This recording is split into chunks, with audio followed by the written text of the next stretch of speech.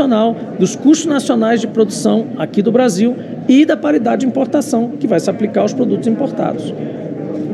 Senador, todas as empresas têm autonomia, os importadores têm autonomia, a Petrobras tem autonomia, é preservada essa autonomia. Agora, o mercado tem que levar em conta que nós somos produtores de petróleo e somos donos de um parque de refino respeitável. Isso tem que se colocar dentro da política de preço.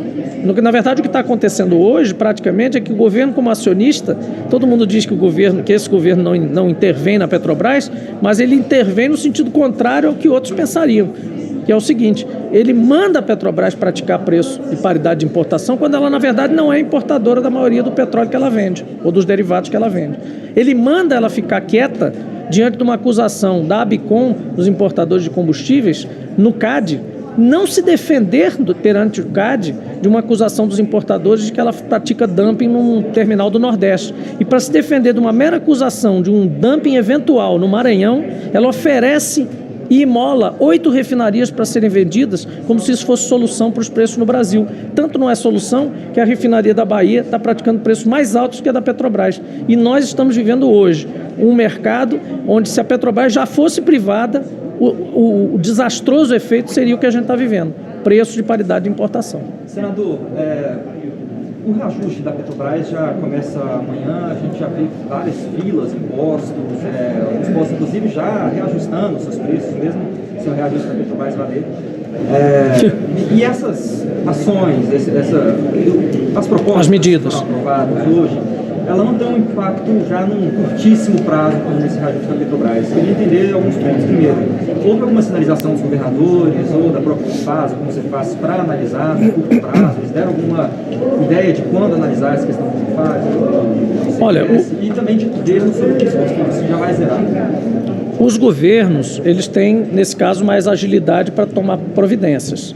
Os governos dos estados já têm feito a parte de sacrifício sem essas leis, através do congelamento do preço de referência, que já vem de 4 ou 5 meses, né? Eu acho que de novembro de 2021.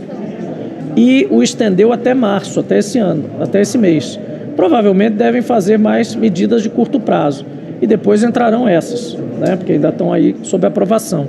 O governo federal assegura, inclusive usou isso para que a gente fizesse as votações hoje e colocasse isso na pauta hoje na Câmara, que é possível desonerar de imediato. Assim que passar aqui, ele já pode, todas as autorizações estão contidas no PLP 11.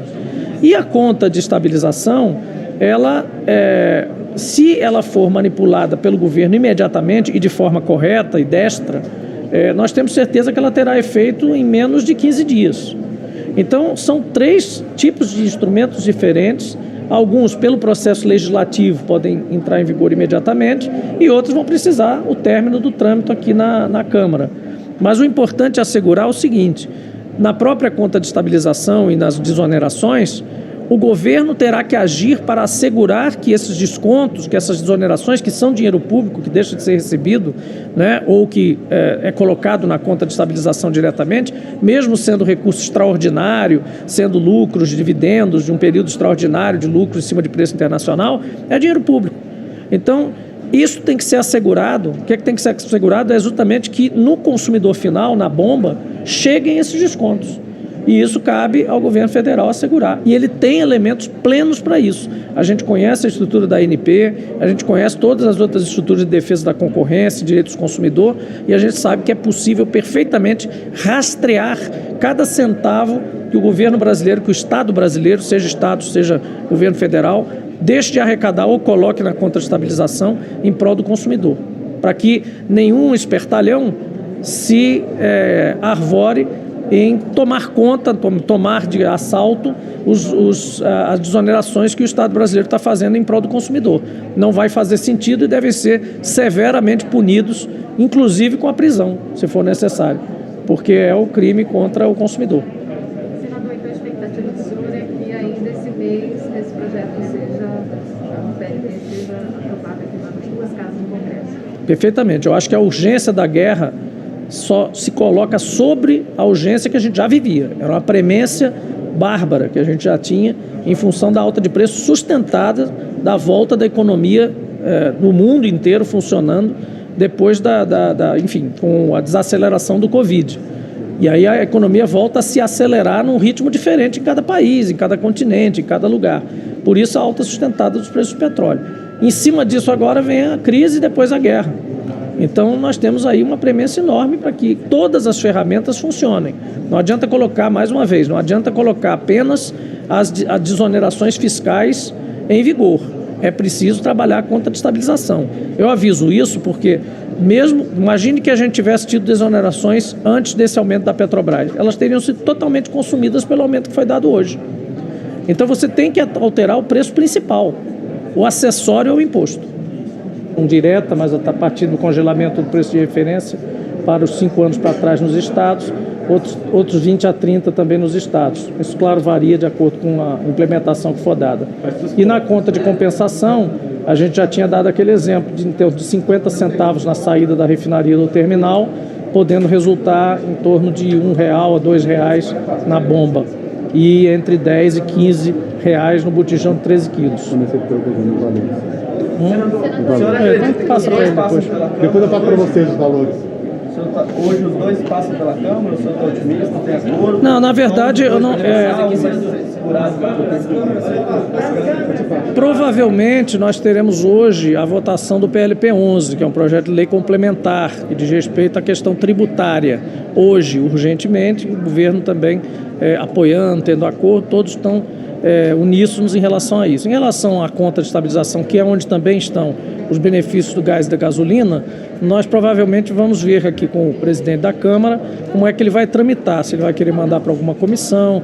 É diferente, porque na verdade o PLP já vem da Câmara, veio para o Senado e agora a Câmara apenas confirma as nossas alterações ou pode voltar para o PLP original, que era muito ruim, era inconstitucional inclusive, insuficiente e inconstitucional.